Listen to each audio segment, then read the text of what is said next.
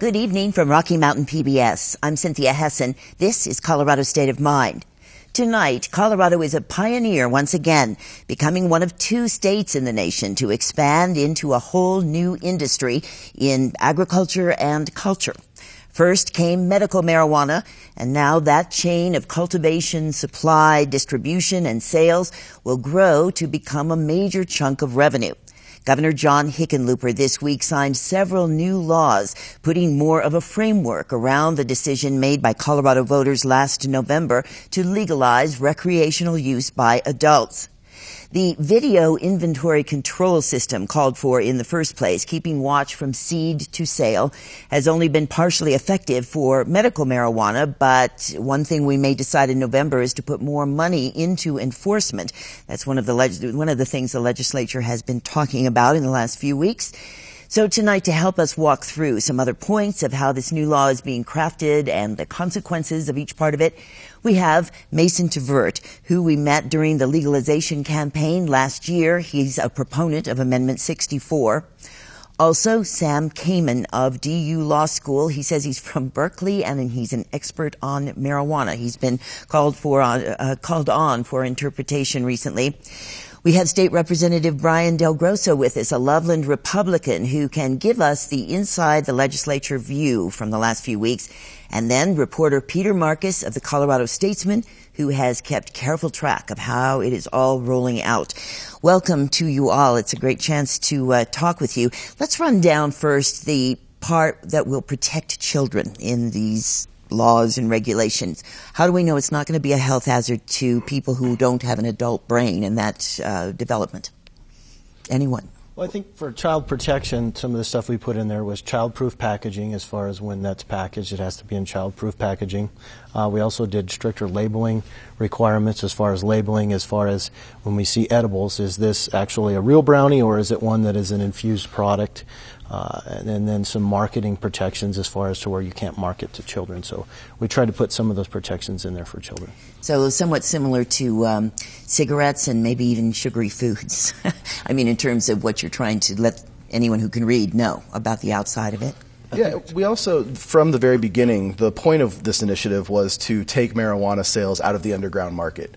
And part of that is protecting young people from being exposed to marijuana and all people from being exposed to other illegal drugs that they might encounter in an underground market when they're simply seeking marijuana, as hundreds of thousands of Coloradans are. So by putting those sales behind a counter, actually requiring proof of age, drug dealers don't ask for ID, and taking people out of that situation where they might see other dangerous drugs, we are protecting younger people and older people alike. Yeah, Rep. Pabon at the bill signing this week, he said that their North Star during this whole process has been public safety, because the goal has always been that if we're going to do this, to make sure that the community is safe, and more importantly, children are protected from it. And they also put in addition to what Representative DelGrosso said, there's some educational components in there too about teaching kids and, about the dangers and harms there could be associated with it as well. There is, Sam Kamin, kind of an ethical dilemma, isn't there, in terms of the money that will be involved and what the state could get from that revenue to support the law, but also to support other things. I guess what I'm saying is are there people having trouble with us raking in the money from this? Well, I think that's probably right. I mean, I know a bunch of people in the industry were very excited when this got put in the Department of Revenue back, in 2010, and thought, well, this is great. Once they start taking our revenue, they're going to get dependent on us. We don't think marijuana is an addictive drug, but we know the money is addictive. So once it's a line item in the state budget, once the tax revenues come in, that will make it harder for this ever to go away. And I think there's a lot to that. One of the Amendment 64 speaks to where the money is going to go, at least the money from the excise tax, and then the legislature talked about using an additional sales tax to fund the oversight and regulation of marijuana. How did your party feel about that in terms of new taxes? Well, I think we were trying to honor what the intent of the voters were. Amendment 64 expressly talked about a 15% excise tax and collecting money to go to the best program to help build schools. And so we were trying to honor voter intent, but at the same time, And then Amendment 64 also talked about regulation, and regulation does cost money. I don't think anybody wanted to pass Amendment 64 and then intend general fund dollars to be used to fund the regulation. And if instead of bringing in money to the state and to our schools, if we didn't pass an additional tax, we'd actually be taking money away from our schools and higher education and things like that. And so I don't think really too many of the voters that was their intent. And so we were trying to balance that line between what is the appropriate tax level to pass voter. It has to go back to the vote of the people, and so we want something that'll actually pass. And so that's kind of, and then the second piece of that is making sure that we weren't setting the tax too high to create a secondary black market. And if you set that rate too high, then you would create a secondary black market. So trying to walk that line. And that basically having no model to go on. So basically it is a shot in the dark because we are breaking new ground. We're pioneers with what we're doing here. And so as a Capitol reporter, it was kind of a fascinating topic to watch on the tax question because this really was completely new ground. A lot of these issues fall under partisan lines. And this didn't. There was a lot of R on R, anger, D on D anger. But when it came to the tax question, the Republicans definitely locked down a bit more than the Democrats did because they were concerned that this tax that is going to be too high. And I'm not going to speculate, but obviously, we know Republicans and how they feel about tax issues in general. But more importantly, it did have to do with the black market issue also because marijuana is not like, other drugs. It's not like cocaine or something like that where you go down to a street corner and you buy it. You usually have a friend or somebody who has it. And if it's too high, what's going to stop somebody from just doing what they do now where it's already so accessible and, get it the way they are now without having to pay that tax? Mm-hmm. And I think that all got filtered into the debate. Well, go ahead, Mason. Well, one part about this is that there are other mechanisms for raising money as well, licensing fees and so on, which can be established at the state and the local levels. But ultimately, I fully agree on the need for the revenue to enforce the system. And so the proponents, the campaign for Amendment 64 fully supports the tax proposal that's out there, and we are going to be vocal about that support. Unfortunately, a lot of members of the medical marijuana industry who hope to be in this new industry are supportive of that too. But it's also worth pointing out that two things. Number one, we're already spending money on marijuana regulation and enforcement before this. It's just that we were doing it through our criminal justice system. And what we know is that we'll likely save about $12 million per year in criminal justice savings. So that's, money that we are saving and is useful. Another thing is that, obviously we do have the medical marijuana model, which we can look at. It's not exactly the same, but we need to go back to what the campaign was about, which is regulating like alcohol. And obviously the state has had success, like virtually every state, in regulating that product and having the taxes and being able to enforce the regulations around it. So we can always look to that for at least some example of how this can be done. Yeah, I think one of the real key issues, and you were talking about this a second ago, we really don't know what the revenue will look like. We don't know what the market will look like. We have about 100,000 people who had medical cards or have medical cards in Colorado. It's a number that's been dropping recently in anticipation of legalization. And there are, 3 or 4 million adults in Colorado, plus all the visitors that come here. It may be that our industry is going to go from 100,000 consumers to 2 million, might be to 3 million. We just don't know how many people are going to be willing to walk into a corner store and buy instead of putting their name on a list and having to go see a doctor.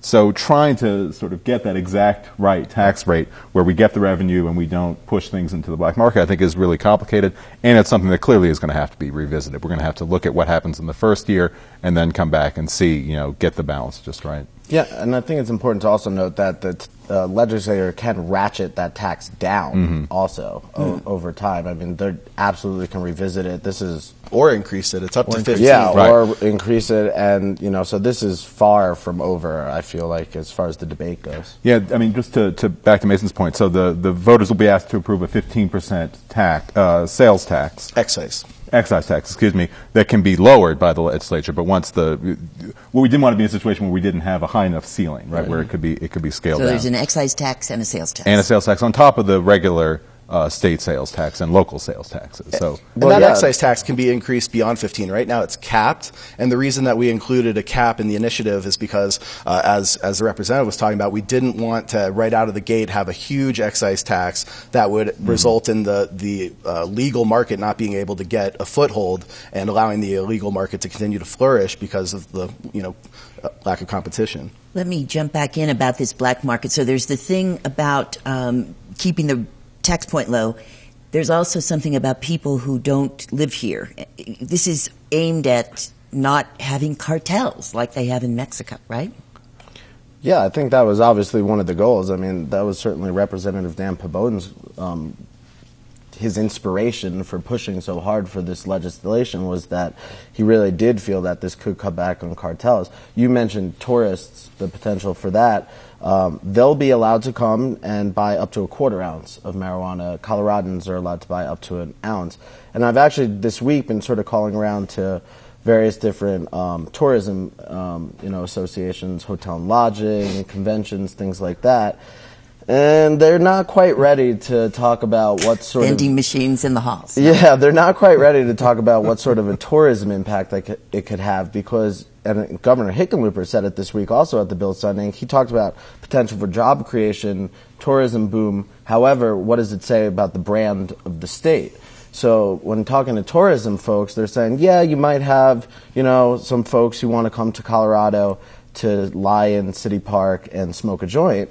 But at the same time, you might have, families that don't want to go to Estes Park anymore because they're afraid that there's going to be, people lying in the park, in the park smoking weed. We need to look at this in context. I mean, number one, Colorado is one of the first two states for this. People don't look back at New York and say, oh my God, that was the state that allowed alcohol. Like, we would never want that. Of course, we now look back and say, wow, they were very smart to end alcohol prohibition. And I think that this, whole notion of this being scary or looking bad for Colorado is going to fade very quickly. People, 52% of the country thinks we should do what Colorado did. So the notion that it's bad for Colorado, that it's now leading the way on what 52% of the nation wants is kind of crazy. But we also, this is a state that is very proud of its beer industry. And rightfully so, Craft beers, right? It's a wonderful industry, and it's celebrated. Governor Hickenlooper gives a keynote address at the Great American Beer Festival, which draws people from not just around the country, around the world. Mayor Hancock here in Denver, he speaks at the pub crawl, which by definition insinuates that you get so drunk you can't walk. That's part of our culture and our society. If there are people that choose to use marijuana, as long as they're doing so responsibly, there's no problem around it, and these groups will come to recognize that. Also, it's important to remember that you can't use marijuana publicly and openly. You can be stoned in public, but you can't be walking down the street smoking a joint.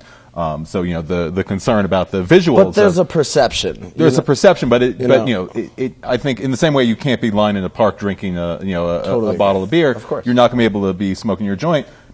I think that deals with some of those concerns about the image of the state. Well, I thought it was significant just in of itself that the governor had a bill signing ceremony for these bills this week. I mean, I think I even joked to you to Mason somewhere along the way, like it'd be a cold day in hell when the governor has a bill signing ceremony for these things because he blatantly opposed it. The administration opposed it.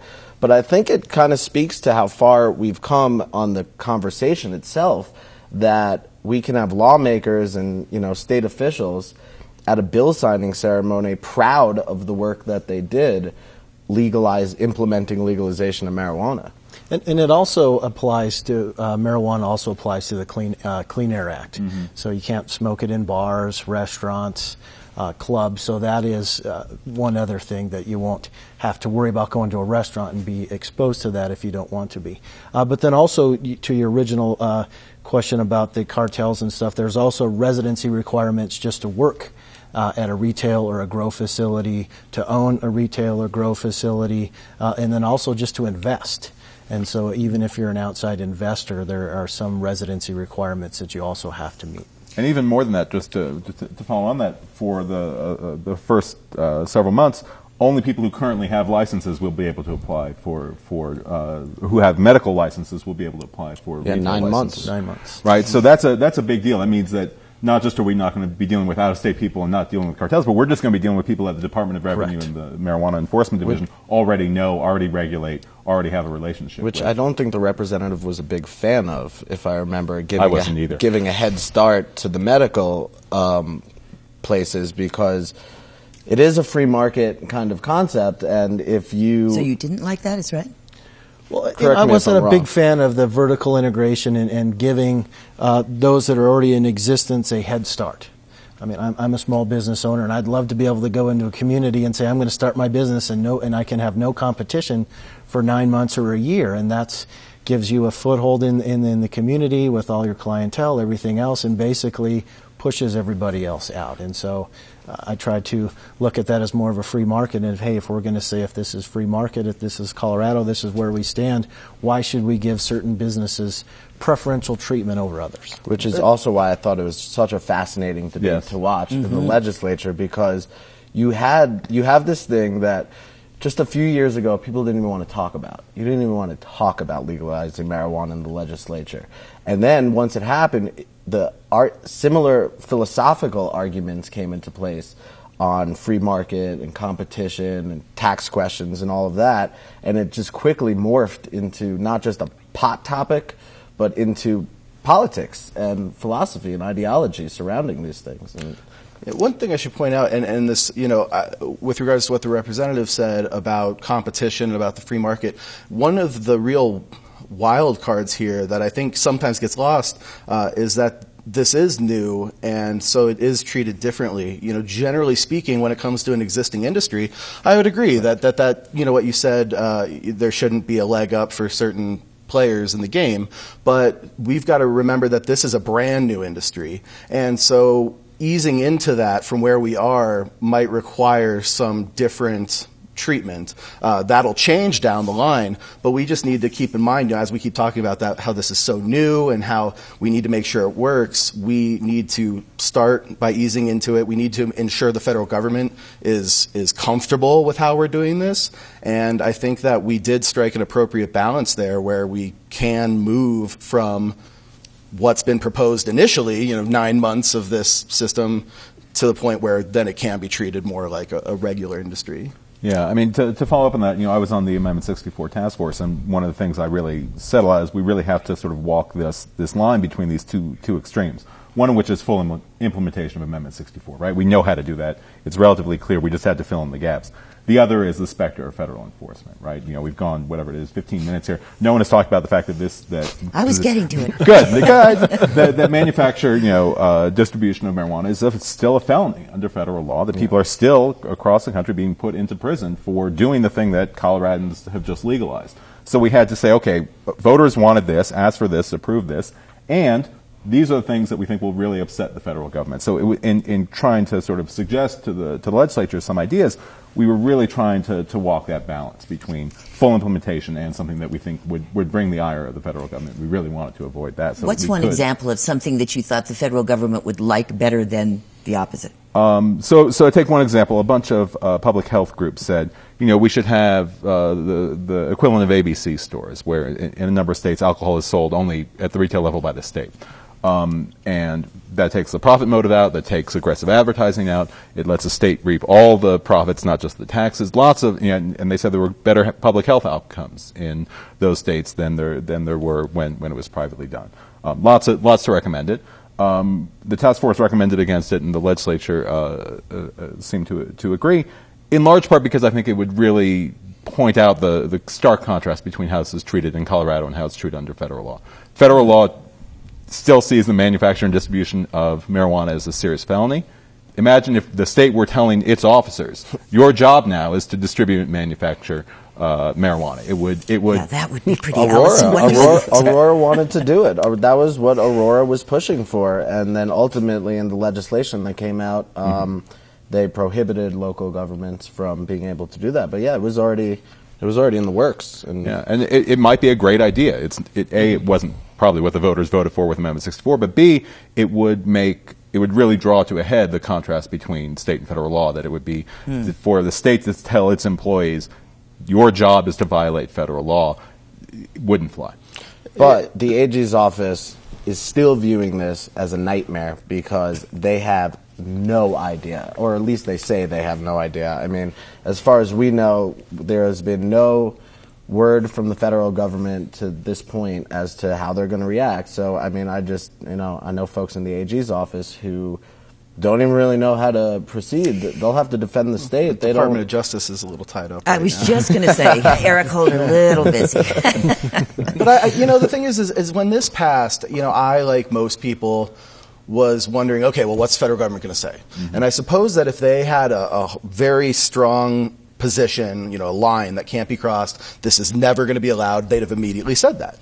And they didn't. And so there's a question of, well, does that mean that they are waiting, to see if these states develop systems that are workable and can be reconciled with federal law? And, if you were going to try to shift federal law, how would you do it? It's not a very simple process, obviously. Congress isn't going to just up and vote on this, because two states pass these laws. So you'd have to wait.